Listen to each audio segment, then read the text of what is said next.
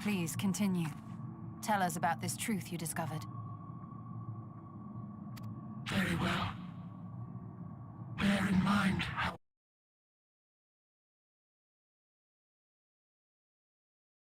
knowledge, for such requires that you comprehend the subject matter, which you will not. We will forego the intricacies of our scientific methodology and deal only with the conclusion, the end of our society and our world. We acknowledge, with regret, that your star is in the midst of the same panic-induced cataclysm that befell Deneb 3. As such, in order to avoid causing undue distress, we will refrain from explicitly stating how much time you have remaining. You are entirely too kind. I pray you recount your tale as you see fit.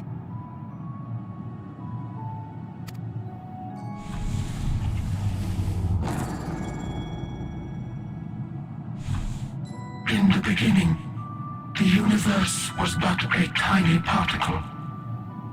Then suddenly, this particle began to expand. Having remained entirely in the bounds of your star, the phenomenon may be difficult for your kind to grasp. But this expansion has since continued unabated. Speculating that the universe could not grow indefinitely, we sought to learn what might occur, and made a worrying discovery. The stars will continue to spread apart, as will their finite thermal energies. Eventually, all heavenly bodies will grow cold and freeze. No new stars will be born, and the universe will enter into an eternal ice age.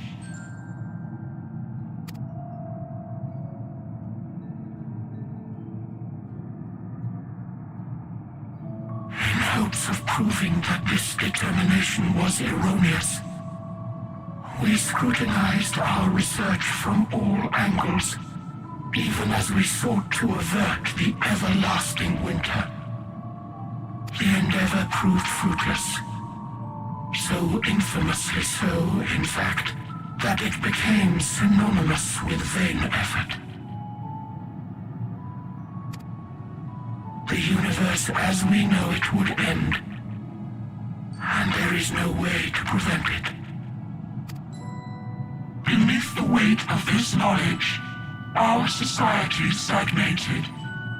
Though we had time still, it was a cold comfort. Why strive for anything when desolation is assured? When our wealth of wisdom, accumulated since the dawning of our kind, would be forever lost. No civilization would rise from our ashes. No scholar recover our knowledge. In silence unbroken, naught would stir.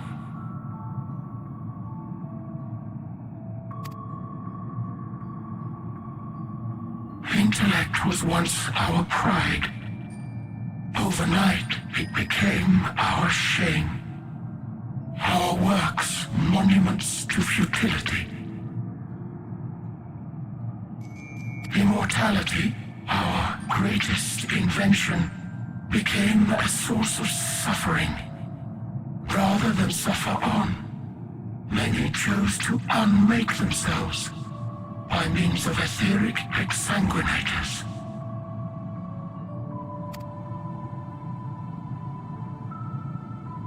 Etched upon these stones are the testaments of such souls. Though many left no words at all, thinking it a pointless gesture.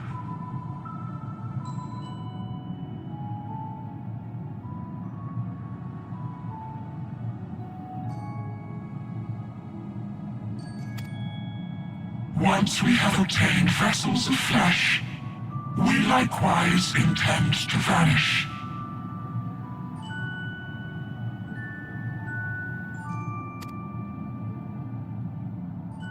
If you understand this, understand aught of our tale, you will abandon your quest for knowledge.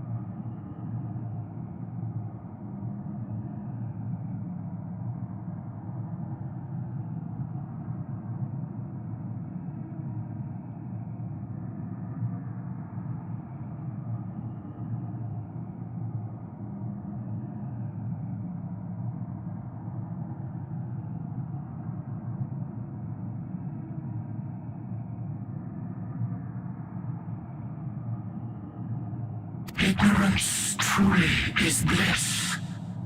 If you would cling to your illusory happiness, remain primitive and pure. It is the only way.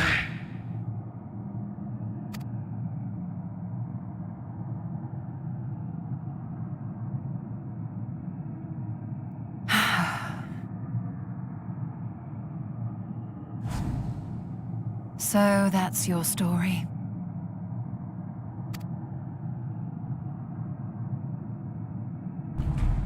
While I appreciate your advice, I will not heed it. Convinced though you may be of this truth, it is yours and not mine. Indeed, truth, I have ever believed, is in the eye of the beholder.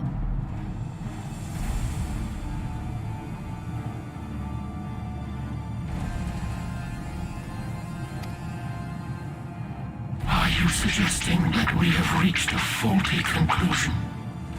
That our science failed us? Hardly.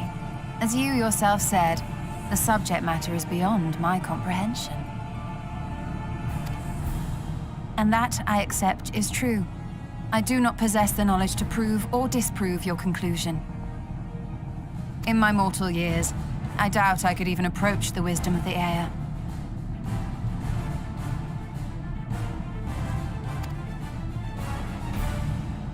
But of one thing am I absolutely certain. I would not be happier in ignorance. Ishtola, no! You mustn't!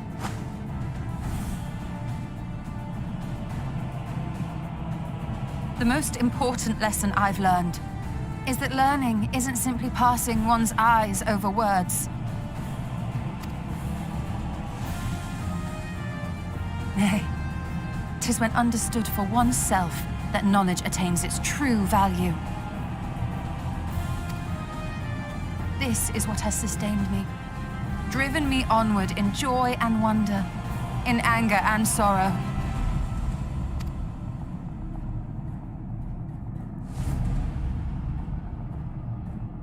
The universe may end, and all may be for naught, but I will live as I always have. I will always seek out new knowledge, and no conclusion of yours, no matter how grim, can dampen my desire.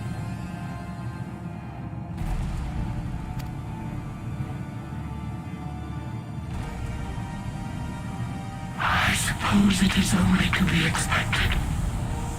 Their feeble minds cannot fathom the terrifying gravity of it all. But worry not. We consider it our duty to enlighten you, and we will not stop until you grasp the full extent of our despair.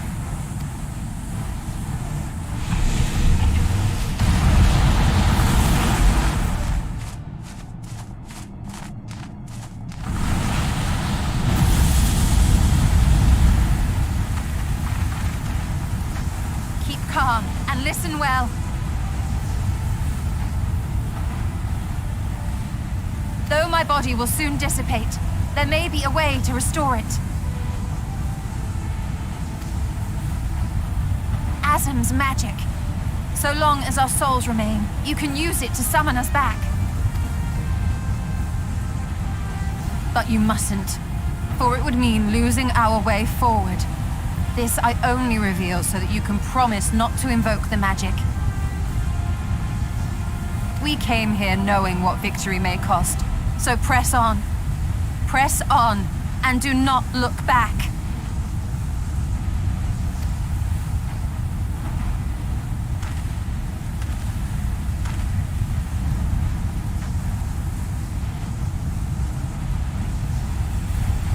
I shall join thee. As subterfuge is not required, thou shalt not suffer for mine absence. Riange. My resolve hath never been as strong as thine. Full oft have I wavered in my decisions, and afterwards been stricken with regret. In spite of this, I may still stand with my comrades, supporting them as they attempt the greatest of feats.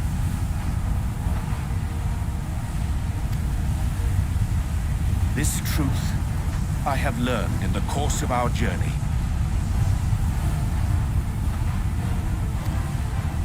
And many though my shortcomings may be, I may also claim to excel in prophecies. My studies, into which have granted me the flexibility of mind needed to bend this malleable reality.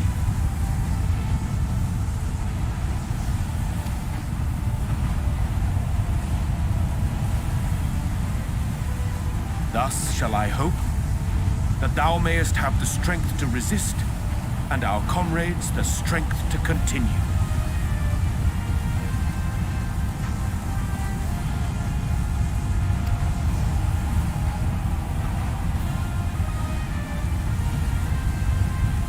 With you to urge us on, how could we possibly fail?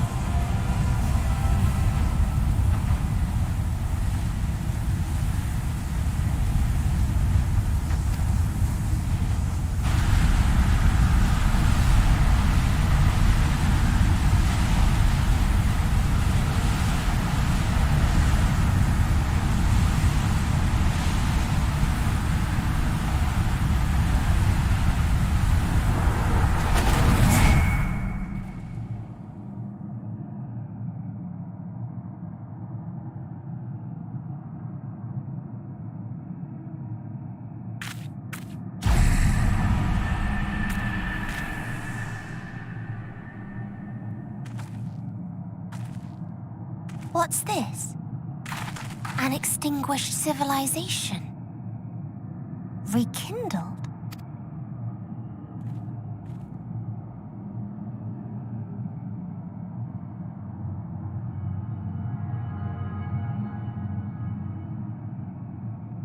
That's right. Our quest doesn't end here. We'll press on, and we will find you.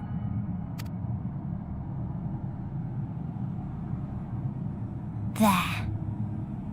That's where you'll find me.